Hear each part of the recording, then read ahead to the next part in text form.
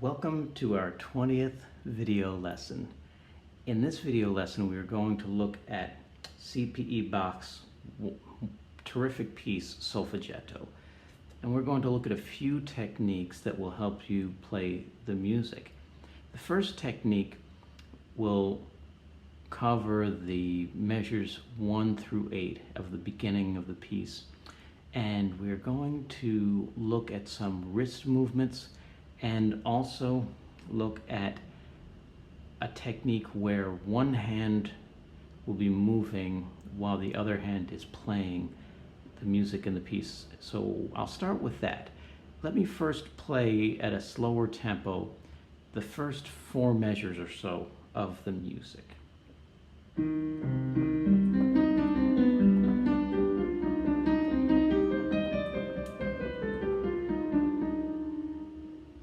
Okay, so let's break that down and look at what's happening here from a technical standpoint.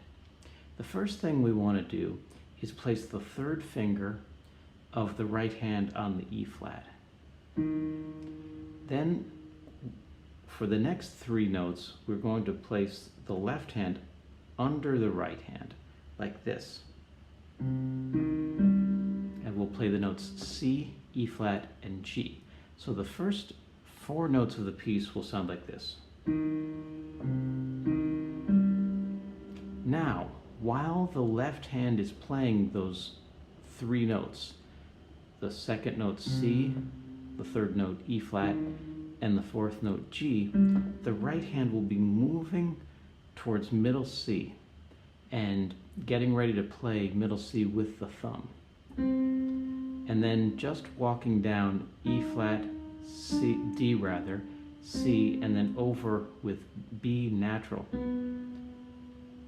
So the first 9 notes sound and look like this.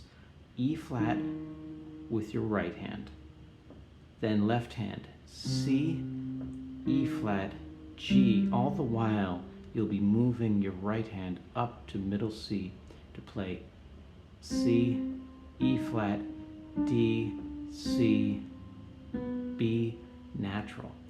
Now, when your right hand is playing middle C, E flat, D, C, and then B natural, your left hand will be moving up so that the pinky is ready to play the G right there. Now, you'll have to shift your position of your left hand slightly up like this so that you'll avoid running into the right hand. But it's not such a hard technique. It's very natural. And basically what we're doing here is a motion like this, then a motion like this, and so on. So here are the first, let's say, measure and a half of the music, starting with the right hand, then the left hand, and the right hand, and the left hand. And it's this alternating gesture, right, left, that works through a lot of this piece. So here goes.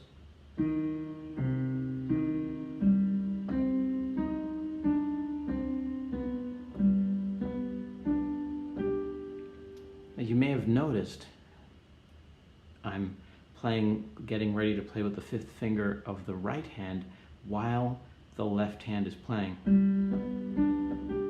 like that.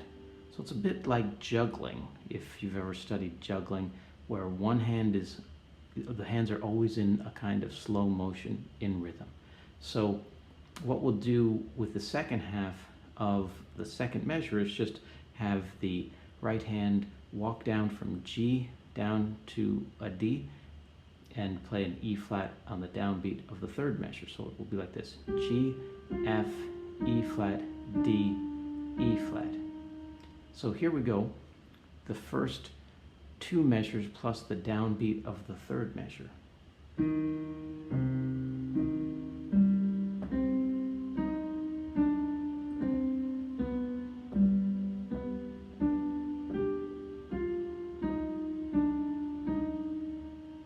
Okay, I'm going to play that one more time, and I'm going to talk while I play and describe what's happening. So here's the right hand playing, then left hand. Right hand getting ready, left hand getting ready. Now right hand getting ready. Now the left hand is going to get ready. Okay, now the good news here is that the third and fourth measures are very similar to what has come before in the first and second measure in terms of technique.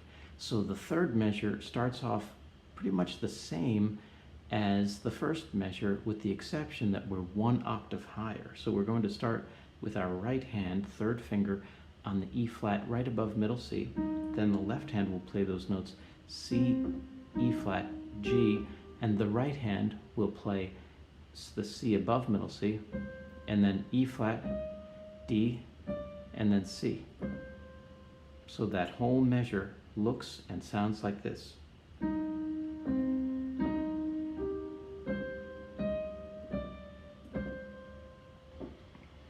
Okay, a few more things to mention here. I will play that again, but this time I'll talk over the playing. So here we go. Right hand, left hand. Right hand getting ready, right hand.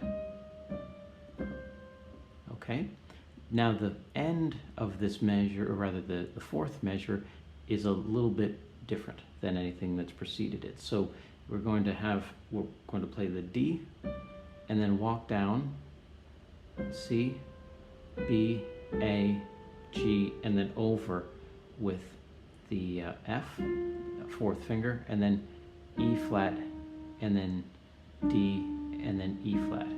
So it will look and sound like this.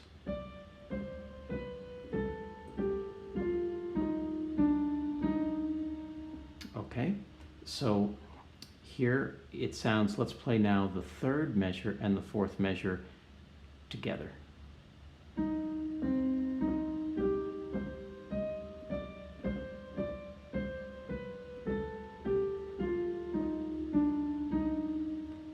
And now hear it just a little faster for the third measure to the fourth, through the fourth measure.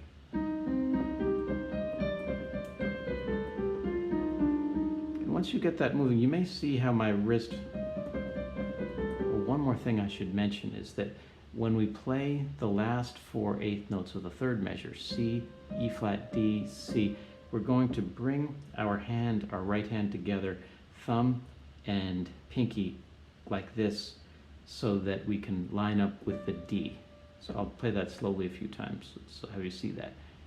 C, D, C, E flat, D, C, and then D, C, B natural, A, G, like that.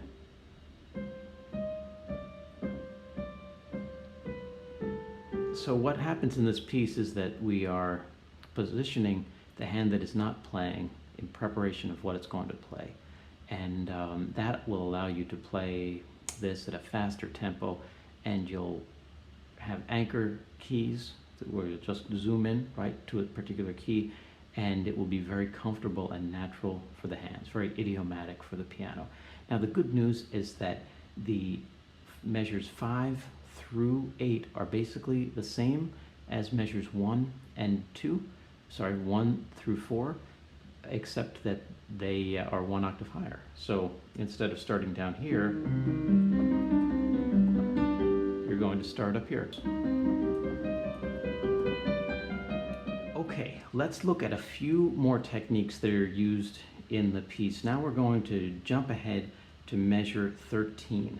And in measure 13 has an alternation from the right hand to the left hand, and you're going to use your wrist here, and it's as if your right hand is moving counterclockwise, kind of like opening a door, turning a doorknob, and then your left hand is moving clockwise, opening a door in that direction. So the sound will be, and the look of it will be something like this. A, C. Now one thing I should say is I'm exaggerating such a large rotation here. It's just a slight rotation of a few degrees, but the feeling is similar to opening a doorknob. So here we go. It's right hand and then left hand, and you'll want to keep your fingers curved for this.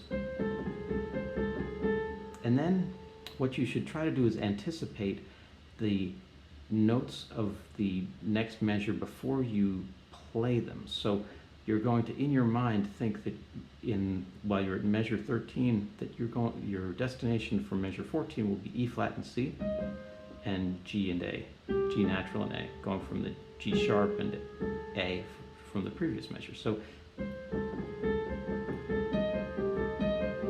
and then the same thing for measure 14, that movement of the door knob turning to that. And that will hold you in good stead for those particular measures. Now, the last elements that we're going to look at, we're going to jump ahead to measures 41 and 42.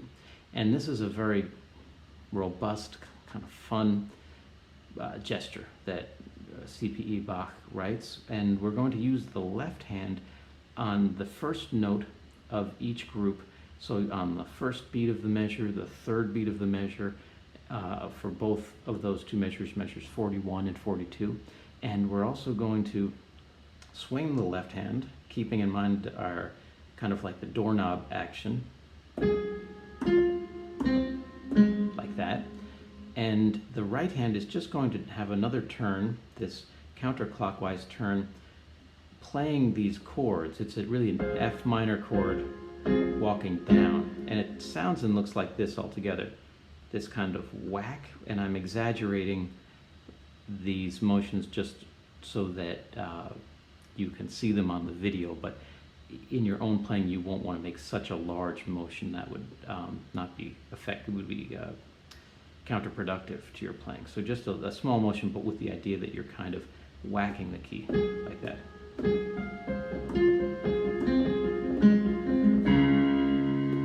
That's the idea.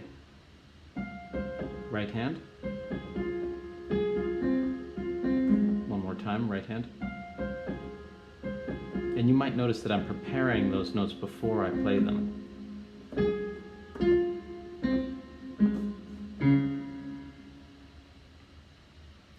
Well, thank you very much for the good work in these pieces. I hope you've enjoyed the book, and hope that you continue with your piano playing and enjoy making music.